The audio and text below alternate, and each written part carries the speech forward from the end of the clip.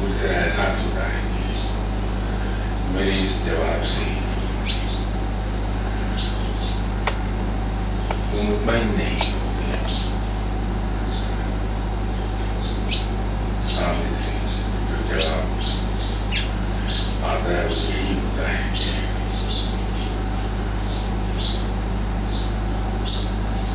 وہ تو ٹھیک ہے لیکن آپ وظیفہ بتائیے.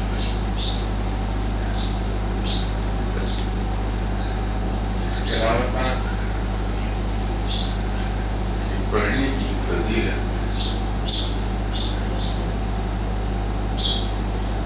بہت ہے. اس کا ایک بہت بڑا فائدہ یہ ہے کہ جب ہم قرآن پاک کی تلاوت کرتے ہیں جو کوئی بھی قرآن پاک کو کثرت سے اور باقاعدگی کے ساتھ تلاوت کرتا ہے اس کی آنکھیں دکھنے نہیں آتی, سورائز نہیں ہوتی. یہ اس کی ایک بہت بڑی فضیلت ہے, اس کی برکت ہے قرآن پاک کی.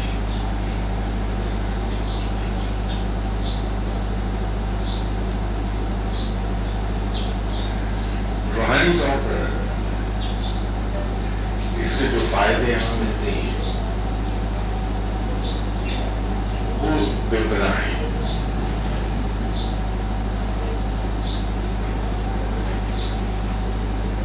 سب سے بڑا فائدہ تو یہ ہے کہ ہم قرآن پاک کو تلاوت کرتے ہیں تو ہم براہ راست رب تعالیٰ سے محو کلام ہوتی ہیں.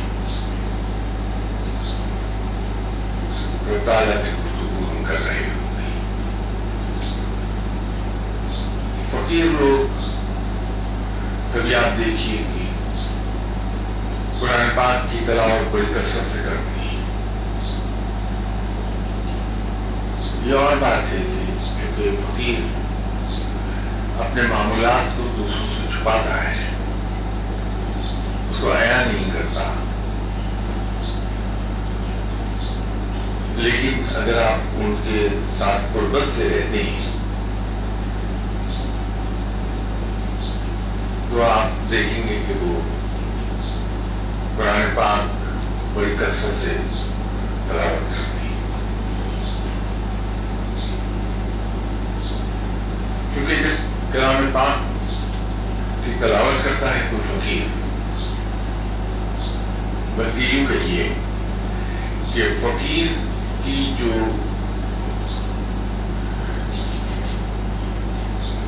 جہت ہے کہ وہ مشاہدہ کرتا ہے, وہ مشاہدہ عام طور پر اس کی ابتدا ہوتی ہی قرآن پاک کی تلاوت کے دوران ہے. اس کو وہ قوت مشاہدہ یا وہ اجازت مشاہدہ حاصل ہی قرآن پاک کی تلاوت کے دوران ہوتی ہے.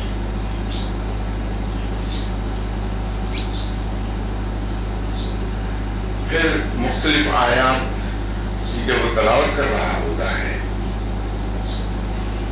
تو اس میں جیسی جیسی کیفیات بیان ہو رہی ہوتی ہیں وہ کیفیات فقیر پر تازی ہونے لگتی ہیں.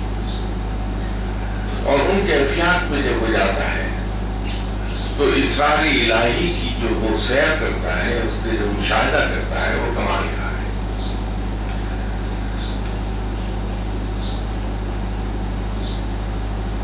مشاہدے اور اسرار الہی کی سیر کے لیے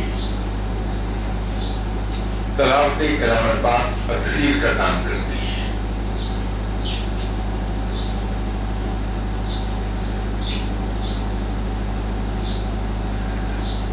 اکثر فقیر حفظ کر لیتے ہیں قرآن پاک کو,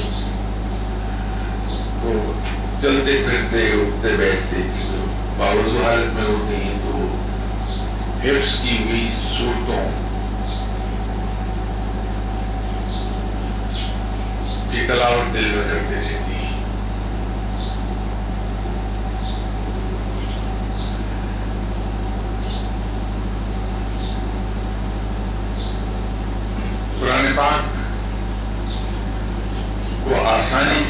حفظ کرنے کا نسخہ آپ صلی اللہ علیہ وسلم نے فرمایا ہے کہ جو شخص سورہ یوسف کو حفظ کر لے اسے قرآن پاک بڑی آسانی سے حفظ ہو جاتا ہے.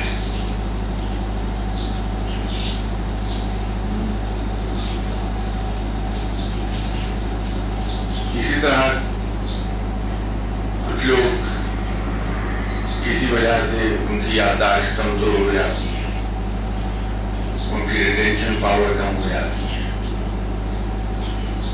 تو یادداشت اور ریٹینشن پاور کو بڑھانے کا آسان ترین نسخہ بابا فرید شکر رحمۃ اللہ علیہ صاحب نے فرمایا تھا,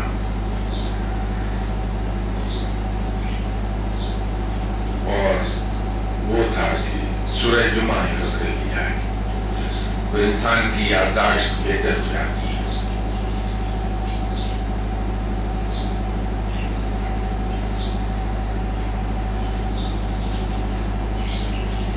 جب کوئی فقیر ہمیں تلاوت کلام پاک کرنے کو کہے ہماری وظیفہ مانگنے کے جواب میں, تو ہم یہ نہ سمجھیں کہ یہ تو اس نے بس ایسے ہی بتا دیا ہے, اصل چیز وظیفہ ہے.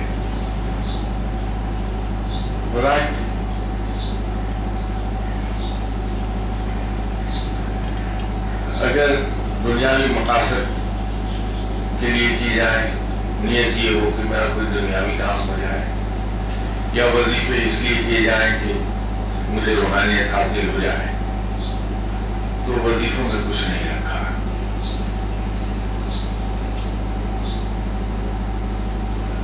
لیکن اگر اس لیے کیا جائے کہ میں اپنے رب کو پکارنا چاہتا ہوں, اس کے جواب میں کچھ ملے یا نہ ملے اس سے مجھے غرض نہیں ہے,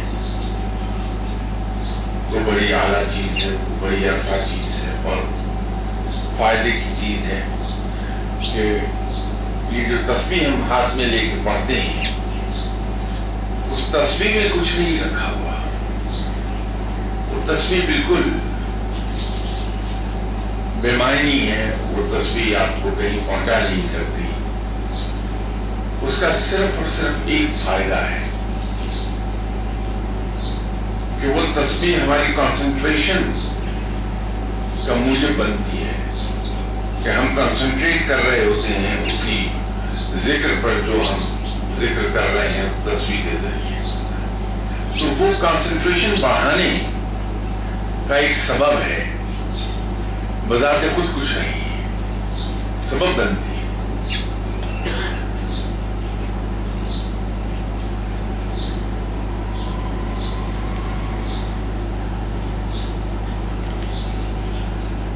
تلاوت کلام پاک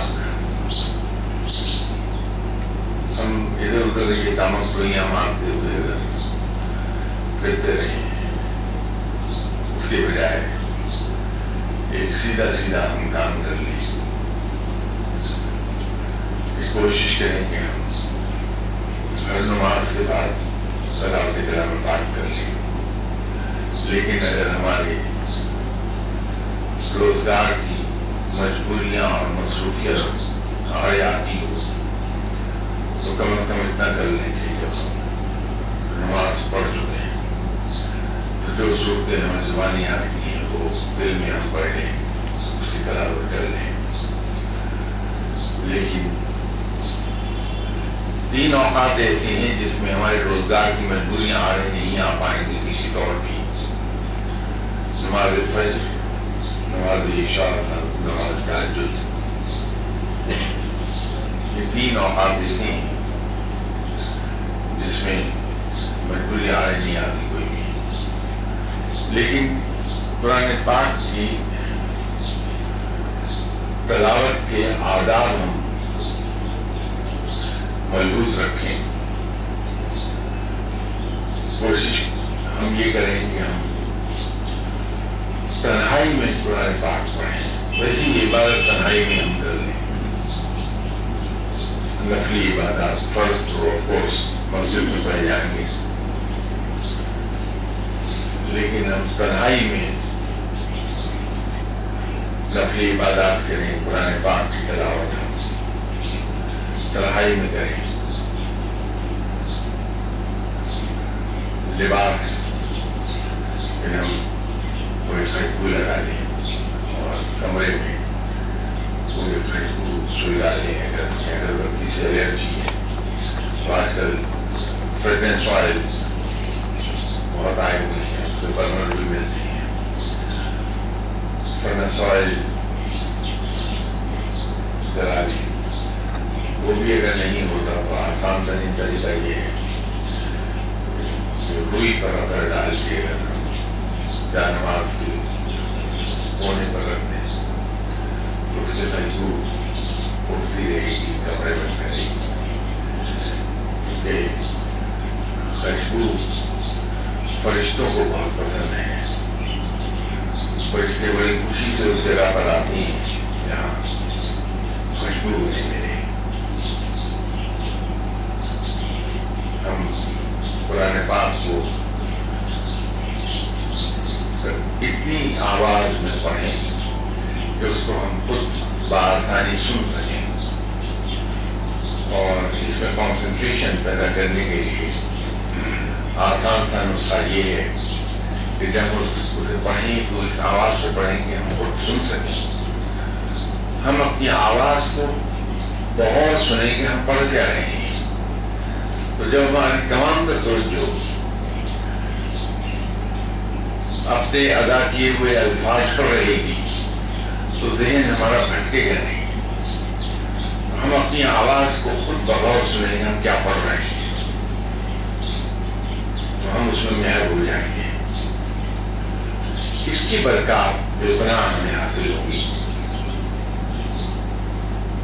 दुनियावी भी और दीनी भी। अल्लाह ताला मुझे और आपको कुरान पाक में तौफीक अता फरमाए।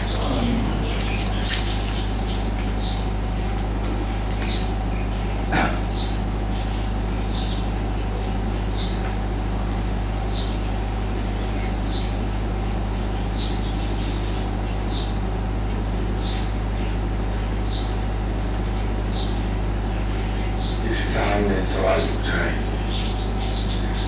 जालिम और डिक्टेटर हुक्मरान हमारी गलतियों की वजह से हम पर मुसल्लत होते हैं। क्या हम उन्हीं डिक्टेटर्स को वोट कर सकते हैं जो अपने ही घर में डिक्टेटर, सड़क पर भी डिक्टेटर? हमें क्या हिकमत अमली अपनानी चाहिए?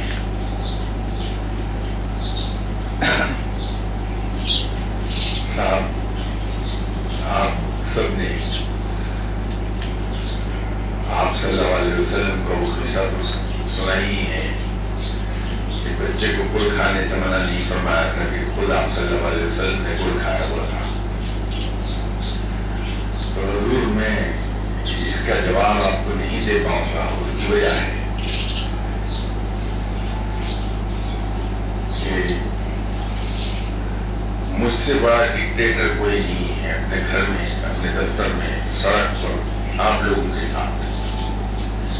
तो जो खुद सबसे बड़ा डिक्टेटर है वो अपने से छोटे डिक्टेटर्स को डिक्टेटर्स कैसे कहेंगे? तो पहले तो आप मेरी मदद फरमा दें कि मुझे वो तरीका समझा दीजिए जिससे मैं ये डिक्टेटरशिप छोड़ सकूं जो मेरी रग रग में उतरी है। तो जब मैं अपने आप को सुधार लूंगा, अपने आप को ठीक कर लूंगा, तो मेरा ईमान है कि जिस दिन मैं सुधर गया, मैं डिक्टेटर न रहा, तो मेरे मुल्क पर कभी कोई डिक्टेटर आ नहीं पाएगा, सभी नेक लोग आएंगे। तो डिक्टेटर से जान छुड़ाने का आसान तरीन नुस्खा ये है कि मुझे सीधा कर दीजिए। हम में से हर आदमी अगर अपने आप को ठीक कर लेगा, डिक्टेटर नहीं रहेगा, ना घर में, ना ऑफिस में, ना सड़क पर, ना सोशल सर्कल्स में, तो कोई डिक्टेटर इस मुल्क पर नहीं आ पाएगा।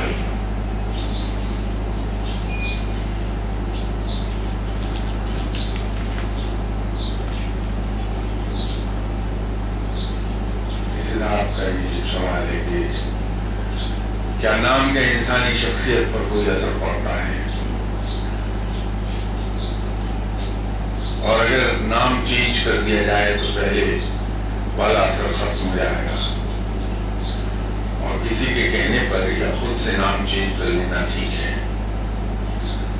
اکثر لوگ کہتے ہیں کہ نام کے ساتھ انسان جس دن تاریخ اور وقت کو پیدا ہوتا ہے اس کا بھی اس کی شخصیت پر اثر پڑتا ہے، کیا یہ درست ہے؟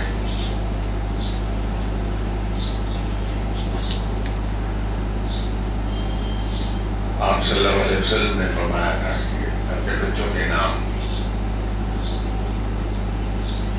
اچھے معنوں والے رکھا کرو، ان کے معنی اچھی ہیں۔ نام کا اثر یقیناً شخصیت پہ مرتب ہوتا ہے،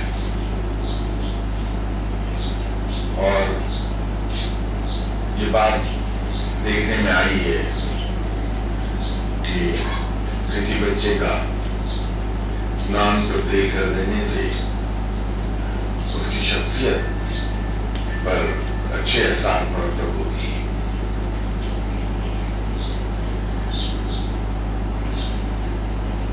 یہ جو تاریخ، پیدائش اور وقت اور مقام، اس زمانے میں جب یہاں علم پر گفتگو ہو رہی تھی تو میں نے یہ عرض کیا تھا کہ اللہ تعالیٰ نے انسان کے لیے جو علوم ریلیز کیے ان کی ٹوٹل تعداد 1,11,118 ہے، اور اب تک انسان 8,111 علوم پر دسترس حاصل کر سکا ہے۔ ہر طرح کے علوم اس میں شامل ہیں۔ انہی علوم میں کیمسٹری، ایسٹرولوجی، نیورولوجی، رمل، یہ سب علوم اس کا حصہ ہیں، اسی 8,111 علوم کا۔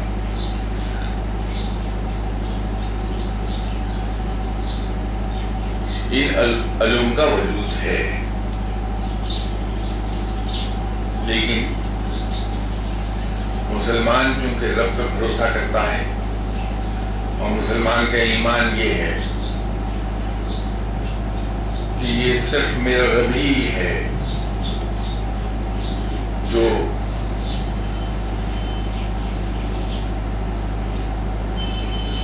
اس کائنات کو چلا رہا ہے، جس کے حکم کے تابع ہر چیز ہے۔ خود یہ علوم بھی اسی کے تابع ہیں، تو مسلمان ان علوم پر یقین نہیں کرتا۔ اس کا یقین ایک چیز پر ہے کہ ہر چیز من جانب اللہ ہے، دوسرا میرا رب اتنا مہربان ہے کہ وہ کسی کی محنت کو اپنے ذمہ ادھار نہیں رکھتا، بلکہ ہر شخص کی محنت کا ریوارڈ اس کو بڑھا چڑھا کر عطا کر دیتا ہے۔ تو اللہ کی قدرت، اللہ کی رحمت پر مسلمان بھروسہ کرتا ہے، اور ہر چیز میں اللہ نے چونکہ ہم پہ کوشش فرض کی ہے، محنت اور کوشش اور جد و جہد کرتا ہے مسلمان، اور پھر نتائج کو رب پر چھوڑ دیتا ہے اس یقین کے ساتھ کہ میرا رب بڑا مہربان ہے، وہ میری کوششوں کا اجر مجھے میری محنت سے کہیں زیادہ عطا فرمائے گا، اور وہ یقیناً عطا فرماتا ہے۔ ان علوم کے بارے میں وہ ایک استحضاء اور حقارت سے کام لیتا ہے کہ یہ سب میرے ہی رب کے ماتحت ہیں، وہ ہوگا جو میرا رب چاہے گا، وہ نہیں ہوگا جو یہ علم چاہیں گے، کہ رب اس پر قادر ہے کہ ان علوم کو تبدیل کر دے۔ ایک اس کا مظاہرہ میں نے اپنی آنکھوں سے دیکھا، جن صاحب کے پاس میں جا کے حاضر ہوتا تھا روحانیت کے لیے، میرے ہی ذریعے سے انہیں ایک صاحب ملے، یہ علم رمل کے ماہر تھے، بعد میں پتہ چلا اسٹرالوجی جانتے تھے، نیورولوجی جانتے تھے۔ کچھ دن کے بعد میں نے دیکھا کہ میرے مرشد صاحب کے پاس بیٹھے رہتے تھے یہ صاحب، اور میرے مرشد صاحب انہیں تعلیم دیا کرتے تھے کہ یہ فگر تم نے یہاں سے غلط کیلکولیٹ کر لی، اس کو چینج کر کے اس کی جگہ یہ آئے گا، کرو۔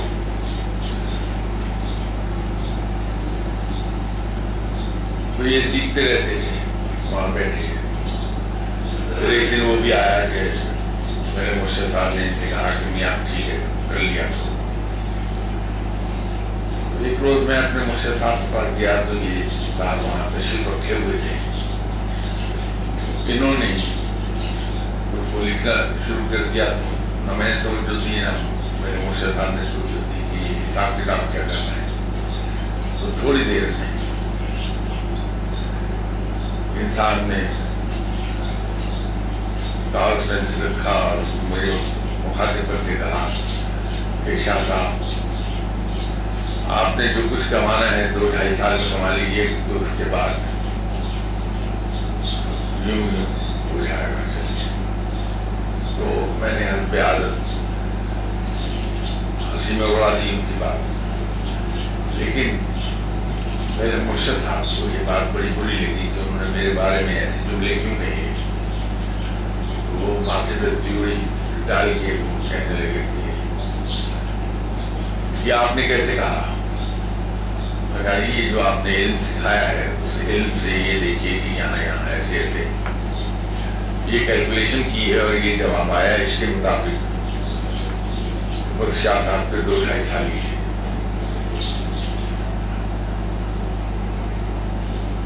کہنے لگے نہیں حساب تم نے ٹھیک کیا، اس میں غلطی نہیں ہے، لیکن ایک بات نہ بھولو کہ اللہ کے کچھ ایسے بندے بھی ہیں جو انگلی کے اشارے سے ستاروں کی چال کو بدل دیتے ہیں۔ تو میرے دیکھتے ہی دیکھتے انہوں نے آسمان کی طرف دائیں ہاتھ یہ انڈیکس فنگر اٹھائی اور کہنے لگے بدل دے بھی راستہ تو اپنا، اور اس کے ٹھیک 1 منٹ کے بعد کہنے لگے ذرا حساب کیجیے۔ ان صاحب کے پسینے بہتے دیکھے، انہوں نے کہا یہ تو سارا حساب بدل گیا ہے، تم اس حساب پر بیس کر کے کہہ رہے تھے جو اللہ کے ایک بڑے عاجز بندے کی انگلی کے اشارے سے اپنا راستہ بدل دے، تو تقدیر کیا بدلو گے تم کسی کی؟ یہ علوم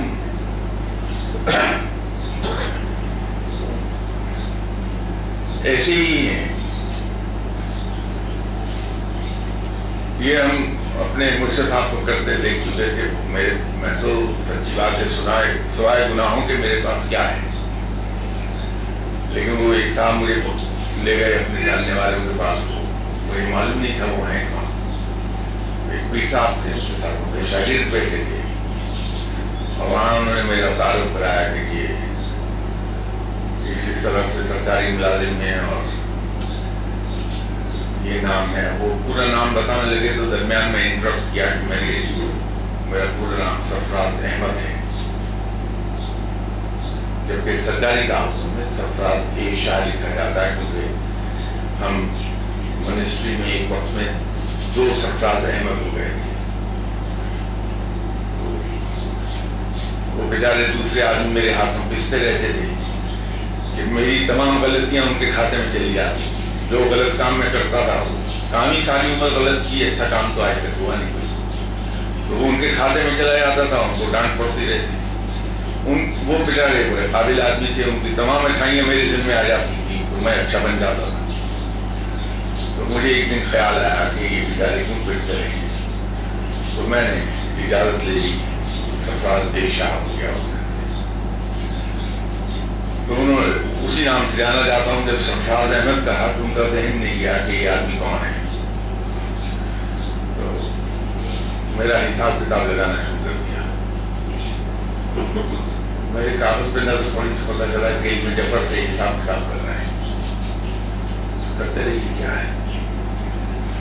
اس کے بعد کہنے لگے ذرا اپنا ہاتھ دکھائیے، دیکھیے کیا، دونوں طرف سے، اس طرح بھی ہاتھ دکھا دیتا ہوں، دوسری طرف بھی ہاتھ دکھا دوں گا محاورت۔ تو ہاتھ دیکھا، بتایا یہ ایسے ایسے ایسے، جب وہ بتا چکے تو میں نے ان سے کہا ذرا میرا ہاتھ چھوڑیے گا آپ ایک بار۔ انہوں نے ہاتھ چھوڑا تو میں نے بائیں ہاتھ سے 3 بار کیا، میں نے کہا یہ لکیریں پڑھ لیجیے، وہی ہیں تبدیل ہو گئی ہیں۔ تو انہوں نے مجھے تو جواب نہیں دیا، ان کو جواب دیا، وہیں مجھے پتہ لگا کہ وہ ان کے مرشد ہیں۔ کہ مجھے حضور یہ دنیا میں دوسرا آدمی دیکھا ہے جس نے ہاتھ کی لکیریں تبدیل کر لی۔ تو میں نے ان سے کہا کہ میرا نہ کہیے کہ میں نے تبدیل کر لی ہے، کہ رب آپ کو دکھا رہا ہے کہ جن لکیروں پر آپ بھروسہ کرتے ہیں اس کا ایک گناہگار بندہ اپنے بائیں ہاتھ سے ان لکیروں کو تبدیل کر دینے پر قادر ہے۔ تو حضور یہ ہاتھ کی لکیریں اور ستارے، رب تو بہت بلند چیز ہے، رب کے حقیر بندوں کے ایک اشارے پر راستے بدل دیتے ہیں۔ ہاتھ کی لکیریں اشارے پر بائیں ہاتھ سے بدل دی جاتی ہیں، ان پر کیا بھروسہ کریں گے؟ ان کو بطور علم سیکھ لیجیے، وہ اچھا ہے، ہر چیز سیکھنی چاہیے انسان کو، لیکن بھروسہ نہ کیجیے۔ یہ مت سمجھیے کہ کسی شخص کی تاریخ پیدائش، تاریخ کا وقت، تاریخ کا مقام ہماری تقدیر کو متاثر کر پائے گا، بالکل نہیں۔ یہ صرف رب ہے جو یہ کام کرتا ہے۔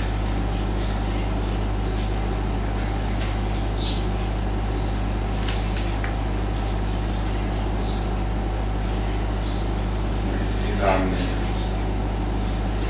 فرمایا ہے میرے بارے میں کہ آپ کہتے ہیں کہ افضل یہ ہے کہ رب کی عبادت اس لیے کی جائے کہ وہ لائق عبادت ہے۔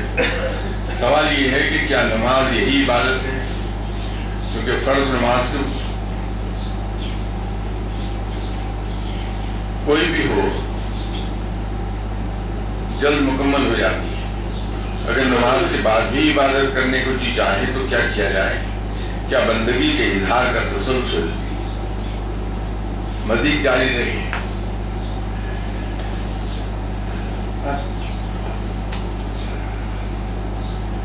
ہمیں دقت وہاں آتی ہے جہاں ہم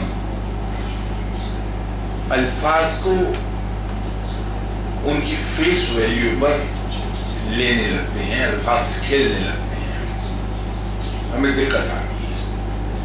اگر ہم کسی کہے ہوئے جملے کی، چاہے وہ آپ کے دوست کہیں، آپ کے استاد کہیں، آپ کے ساتھی کہیں، حتیٰ کہ آپ کے دشمن بھی کہیں، اگر ہم اس کہے ہوئے جملے کی صرف روح پر نظر رکھیں تو ہمیں پھر اس طرح سمجھنے میں کبھی دقت آئے گی نہیں۔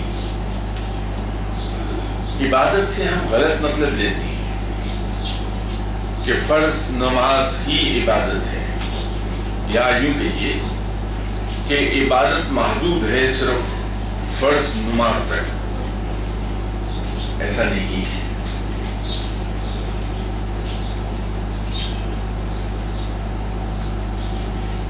عبادت لفظ بندگی سے نکلا ہے، اور بندگی کا مطلب یہ ہے ہم کسی کی بات کو تسلیم کریں۔ تو جب ہم اللہ کی بندگی کرتے ہیں تو اللہ کے ہر فرمان کی اطاعت کرتے ہیں، اللہ کے ہر فرمان کو مانتے ہیں۔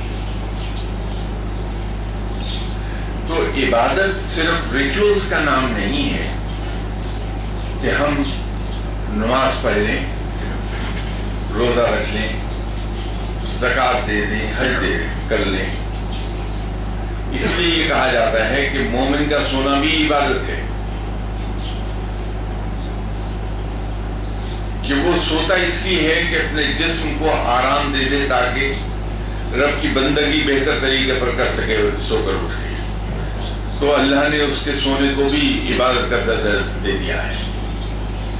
تو ہم جب اللہ کی ہر کسی بھی بات کی اطاعت کرتے ہیں، اس کو مانتے ہیں، اللہ کے فرمان کے مطابق قدم اٹھاتے ہیں، وہ بندگی ہے ہماری۔ تو اللہ کی کہی ہوئی ہر بات کو اس لیے مانا جائے کہ وہ اتنا عظیم ہے، اتنا رحیم و کریم ہے، اور سب سے بڑھ کر یہ کہ وہ ہمارا خالق ہے، ہمارا محسن ہے۔ صرف میں اس کی بندگی اس لیے کروں گا کہ وہ میرا رب ہے، اس کا عوض نہیں مانگتا میں، بندگی میں اس کے عوض کی لالچ میں نہیں کرتا۔ تو بڑی افضل عبادت ہے اس کی، وہ اطاعت بڑی افضل ہے اس کی۔ فقیر لوگ رب کے عشق میں مبتلا ہو جاتے ہیں تو ہر وقت اس کو پکارتے رہتے ہیں، ہر وقت اس کا ذکر کرتے رہتے ہیں، لیکن میرے علم میں ایسا نہیں ہے کہ وہ کبھی کسی لالچ میں، کسی غرض کے تحت اللہ کو پکارتے ہیں۔ وہ صرف اس لیے پکارتے ہیں کہ وہ ان کا رب ہے اور پکارے جانے کے لائق ہے۔ تو افضل ترین عبادت یہی ہے کہ رب کو پکارا جائے، اس کی عبادت کی جائے، اس کی اطاعت کی جائے، صرف اس لیے کہ وہ اس لائق ہے کہ اس کی اطاعت کی جائے، اس کی فرمانبرداری کی جائے، اس کی بندگی کی جائے۔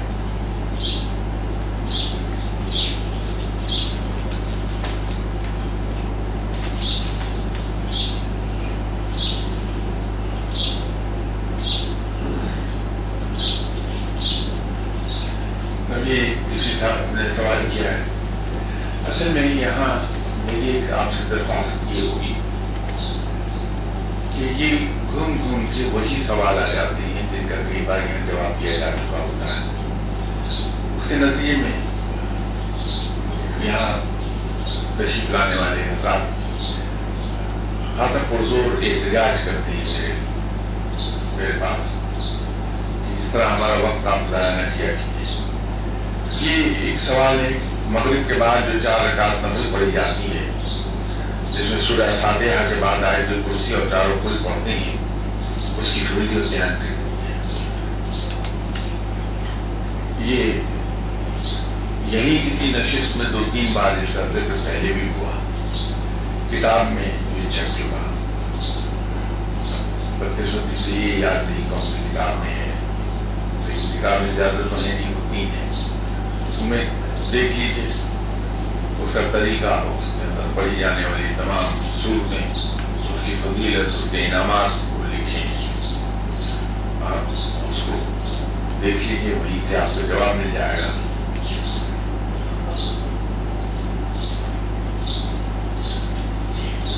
دوسرا سوال جنی صاحب کا ہے کہ روحانیت میں ترقی کیا نون سید مسلمان کے لیے بھی ممکن ہوتی ہے یا ایک خاص وقت تک ہی علم عطا ہوتا ہے؟ سید حضرات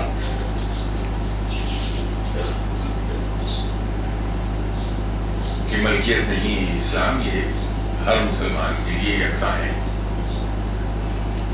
کسی مسلمان کو دوسرے مسلمان پر کوئی فضیلت حاصل نہیں ہے ماں سوائے اس کے کہ تقویٰ، وہ جو تقوی میں زیادہ بلند ہے وہ ضرور دوسرے مسلمانوں سے نمایاں ہے۔ سید اور نان سید کا کوئی اس میں نہیں ہے۔ بابا بلے شاہ آپ کے سامنے، قادری صاحب، ایسی میرے پاس بے-تحاشا مثالیں موجود ہیں۔ نان سیدز کو اللہ نے عطا کیا، بہت کیا۔ یہ اور بات ہے کہ ان میں زیادہ تر اکثریت سید حضرات کی رہی وہ اس لیے کہ ان کو تھوڑا سا یہ مل گیا کہ جو سیدوں کے آباء و اجداد نے محنت کر لی اور جو عبادت کر لی اس کے اثرات بھی جینیٹیکلی ان میں آئے ہیں، اس کے فوائد ان کو مل گئے، ان کی محنت کا انعام مل گیا، تو ان کی رفتار ذرا زیادہ تیز ہو گئی، ورنہ کوئی فضیلت نہیں ہے کسی سید کو دوسرے نان سید پر، سب یکساں ہیں، سب ایک سے ہیں۔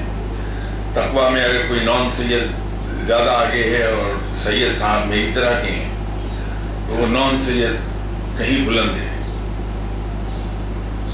مجھ سے، اس میں ایسی کوئی تفریق نہیں ہے۔ جناب سر، آپ کے لیکچر کے شروع کے حصے میں you have preferred کہ انسٹیڈ آف وظائف کثرت سے قرآن مجید کا پڑھنا، لیکن ساتھ ساتھ ہی آپ نے کہہ دیا کہ جو آبجیکٹو فقیر کو حاصل ہوتے ہیں وہ کام کرنے والے کو نہیں۔ تو what is the difference between کہ how it should be focused, what should be the objective and how to go to that or achieve that destiny؟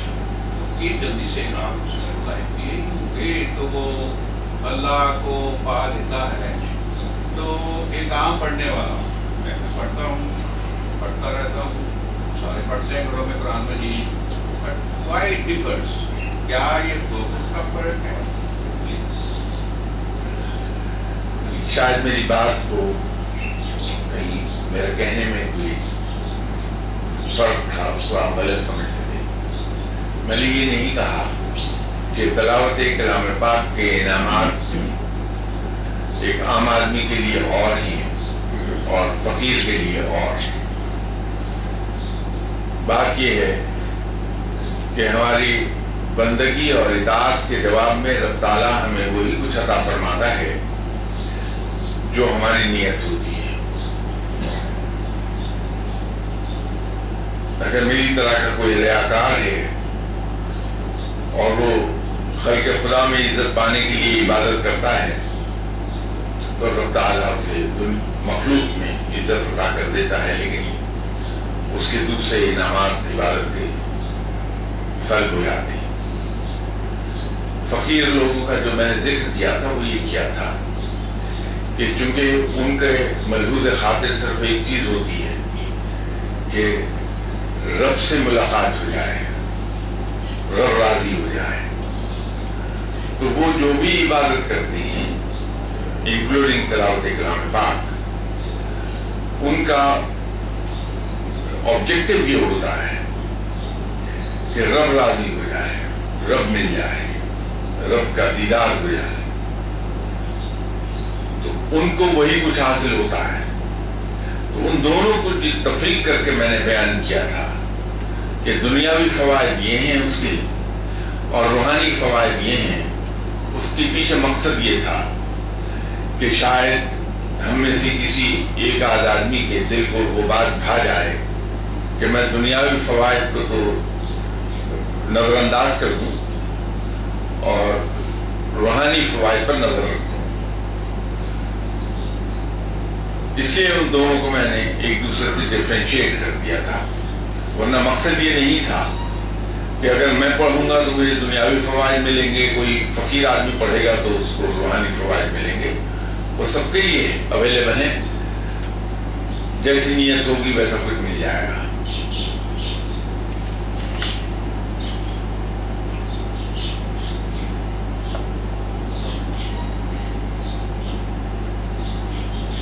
یہ تیسرا سوال چینی صاحب کا ہے کہ قرآن میں بیان ہے کہ زمین 6 دنوں میں بنائی گئی، اللہ پاک کو اگر کن فرما دیتا ہے تو وہ کام فوراً ہو جاتا ہے، پھر یہ وقت کی حد کیوں پیش آئی، اس کی وضاحت کرتے ہیں۔ بات یہ ہے کہ آپ آفس میں کام کرتے ہیں، آپ اپنے باس کے پاس جاتے ہیں اور اس سے ایک کہتے ہیں کہ میری ترقی کر دیجیے۔ باس آپ سے کہتا ہے کہ ٹھیک ہے آپ کی ترقی ہو گئی، آپ کو لیٹرنگ شروع ہو جاتا ہے.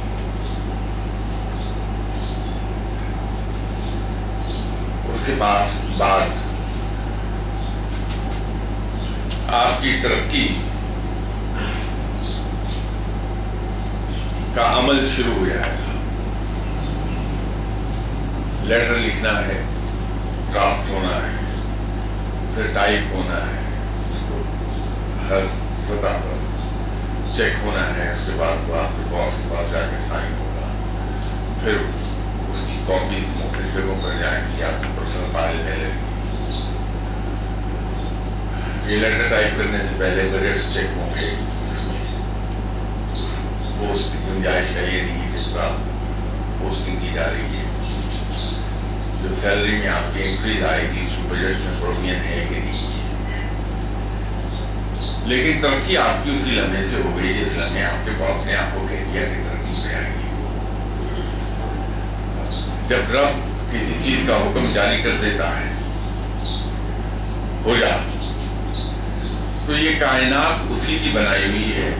اس کا ایک توازن قائم ہے، اس کے اصول ہیں جو کبھی بدلتے نہیں ہیں. ہر چیز کو ایک پروسیس سے گزرنا ہے. اسے ہم نارمل حالات میں جسٹیشن پیریڈ کہتے ہیں. ہر چیز کا ایک جسٹیشن ٹائم ہے. تو رب تعالیٰ نے کن کہہ دیا، کام ہو گیا، اب اس کا عمل جاری ہو گیا ہے. اور یہاں جہان اور عالم کریٹ ہونے ہیں. سیاروں نے اپنے راستوں پر اپنے آربٹ پر جا کے گردش میں آنا ہے. یہ سب ہونے میں ایک وقت لگتا ہے، وہ جسٹیشن ٹائم ہے. ہمارے یہاں ایک دقت ہمیں بہت آتی ہے.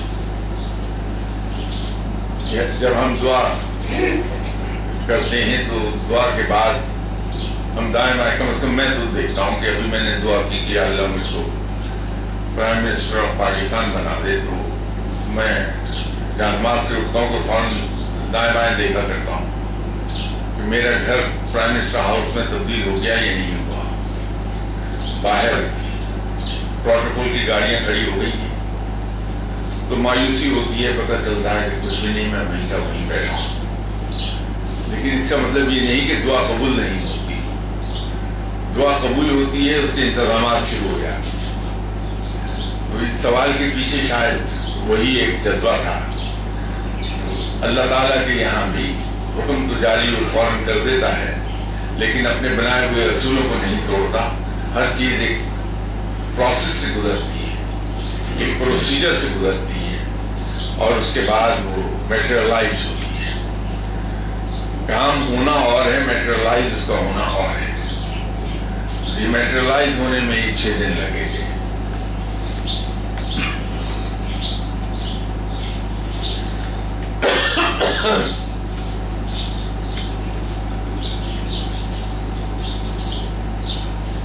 چوتھا سوال انسان نے کیا ہے کہ جنات میں پیدائش اور موت کا پروسیس کیا ہوتا ہے؟ کیا انہیں بھی دفن کیا جاتا ہے؟ ان کی روح بھی قبض کی جاتی ہے؟ جنات کا پیدائش اور موت کا پروسیس وہی ہے جو ہر جاندار کا ہے. یہ بھی جاندار ہے، صرف بیسک میٹیریل کا فرق ہے. ہم مٹی سے بنائے گئے ہیں اور یہ آگ سے. باقی تمام پروسیجر ان کے وہی ہیں جو ہمارے ہیں.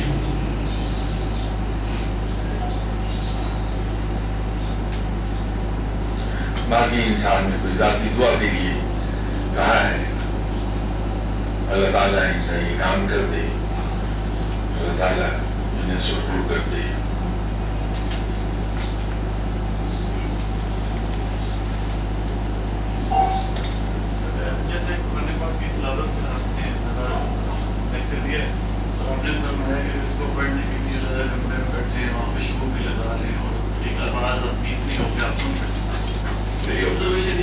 قرآن پاک تو پڑھنا ہے فیشن کی شکل اختیار کر کے گاڑی کے ڈیش بورڈ پہ قرآن پاک رکھتا ہے، ساتھ حلوہ پوری کا ناشتہ، اس میں پیازوں والی چٹنی پڑی ہے، کوئی ساتھ ہم دفتر پہنچتے ہیں تو دفتر کا کام چھوڑ کے پہلے کوئی 2 رکوع یا ایک پوری صورت تصویر بیٹھ کے پڑھ رہے ہیں، ساتھ ساتھ فائدیں آ رہی ہیں. اب یہاں پر بھی اس ہال میں بھی کچھ لوگ قرآن پاک پڑھ رہے ہیں، کوئی عمر کو پیچھے کر رہے ہیں، پیچھے ہوتا ہے نیچے ہوتا ہے. تو اس طرح قرآن پاک کی تلاوت کے بارے میں ذرا بتا سکتا ہے. صاحب جیسے وہ میں نے عرض کیا تھا، انسان نے کرکٹ کے بارے میں سوال کیا تھا، میرا اس سلسلے میں وہی میری عرض ہوگی آپ کی خدمت میں کہ میری نگاہ تو میری اپنی ذات پر رہے گی کہ میں قرآن پاک کے آداب کو آبزرو کر لوں، قرآن پاک کی تلاوت اس طرح سے کروں جس طرح کی تلاوت کرنے کا حق ہے.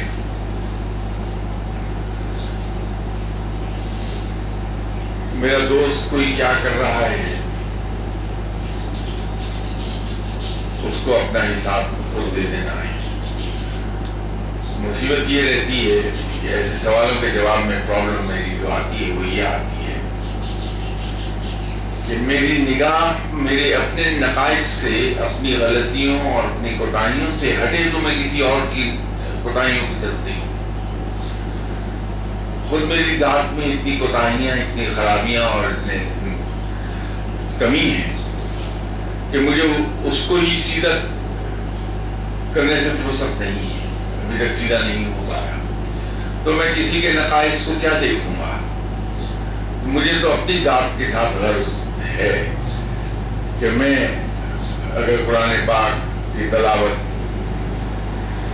تمام آداب کے ساتھ کر لوں اور اس طریقے سے کر لوں جیسے حق ہے، باقی کوئی ساتھ جو کرنا چاہتے ہیں وہ مجھے اپنی ثوابدید ہے، اس کے لیے وہ خود جواب دہ ہوں گے. السلام علیکم. وعلیکم السلام. میں حضرت سے خاصا میرے سے کوئی گستاخی نہیں، تو میں پڑھا لکھا نہیں. میں پوچھنا یہ چاہتا ہوں کیا فقیر حضرات یا درویش کو اللہ والے جب بیعت کرتے ہیں عام نارمل انداز میں، اور جو فقیر نفس امارہ کے ساتھ بیعت کرتے ہیں، اس میں کوئی فرق؟ دوسرا سوال یہ، کیا فقیر کے لیے سرکار دو عالم صلی اللہ علیہ وسلم کی غریبی کی دولت ہونا لازمی ہے؟ میرا نام بختیار ہے، اسی وجہ سے آتا ہوں.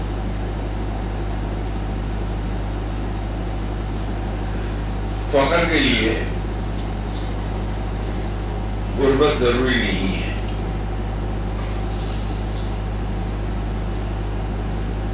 عام طور پر ہوتا یہی ہے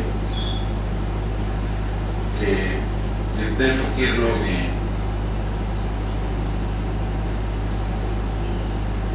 یہ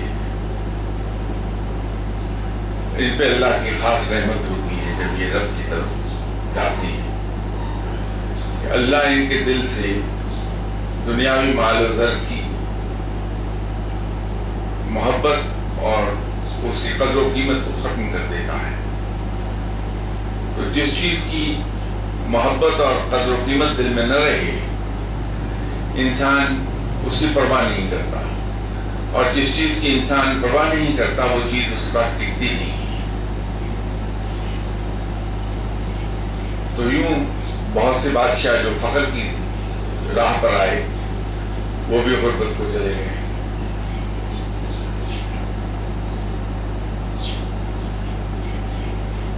جہاں تک بیعت کی بات ہے، اس میں چونکہ کسی کی ذات پر تنقید آئے گی اس لیے اس کو تو میں اوائڈ کر جاؤں گا کہ تنقید ہونی نہیں چاہیے کسی کی ذات پر، کیونکہ سبھی بہت اچھے ہیں، صرف میں برا ہوں. تو ایک برا آدمی اچھوں پر تنقید نہیں کر سکتا. لیکن بیعت کے بارے میں میں اتنا ضرور عرض کر دوں کہ مرشد کا احترام، مرشد کی ویلیو، بایولوجیکل فادر کی احترام اور ویلیو سے اس لیے زیادہ ہے کہ بایولوجیکل فادر جو ہیں ہمارے، وہ بائی چوائس نہیں ہے، وہ ہماری چوائس پر ہمارے فادر نہیں ہے، وہ قدرت کا کھیل تھا۔ لیکن مرشد ہمارے بائی چوائس ہے، تو جو چیز بائی چوائس ہم نے لی ہے وہ ہماری ذمہ داری ہے، اس لیے ان کا احترام بایولوجیکل فادر سے زیادہ کیا جاتا ہے۔ جب ہم بیعت کرتے ہیں،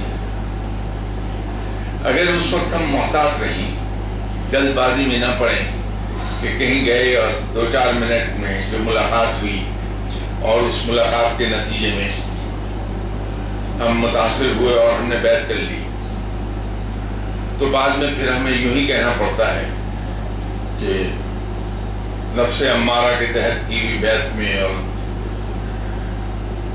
پورا اخلاص بیعت میں کیا فرق ہے۔ ہم بیعت کے بارے میں بہت محتاط رہیں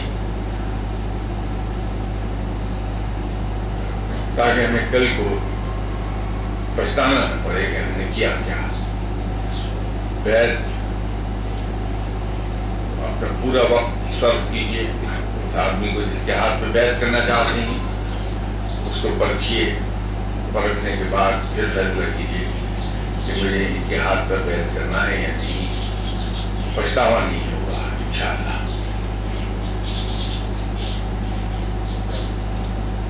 جناب السلام علیکم۔ وعلیکم السلام۔ حضور، آپ کے جاننے والے اکثر آپ کو خواب میں دیکھتے ہیں اور اس میں آپ کچھ ہدایت بھی کرتے ہیں اور کچھ تسلیاں بھی دیتے ہیں، اس کی حیثیت کیا ہے؟ صاحب، یہ شاہ صاحب بہت برے آدمی ہیں، زندگی میں تو جاگتے میں کسی کو چین نہیں لینے دیتے، اب تو یہ ہو گیا کہ سوتے میں بھی چین نہیں لینے دیتے، خواب میں ڈراتے ہیں۔ تو ایسے انسان کا ایک ہی علاج ہے کہ اس کو نظر انداز کر دیا جائے، اس کے خواب کو، یہ سمجھ کے کہ یہ انسان تو جاگتے میں ہماری زندگی عجیب رکھتا ہے، خواب میں بھی گزارتا ہے، اس کے پیچھے مت جائیے۔ شاہ صاحب کوئی اچھے انسان نہیں ہے، نیک ہونا بڑی دور کی بات ہے۔ تو خواب میں جب شاہ صاحب آپ کو دکھائی دیں اور کوئی ہدایت دیں تو ان کو کہیے شٹ اپ، آپ سے زیادہ بہتر میں جانتا ہوں، معاملہ ٹھیک ہو جائے گا، نظر انداز کر دیجیے۔